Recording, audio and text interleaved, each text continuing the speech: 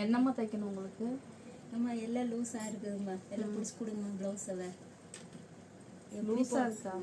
என் உடம்பு ரொம்ப அலசிட்டிங்களோ? ஆமாம்மா, வாக்கிங். எத்தனை ஜாக்கெட்டுமா? எப்படியும் ஒரு 10 ஜாக்கெட் இருக்குங்கம்மா.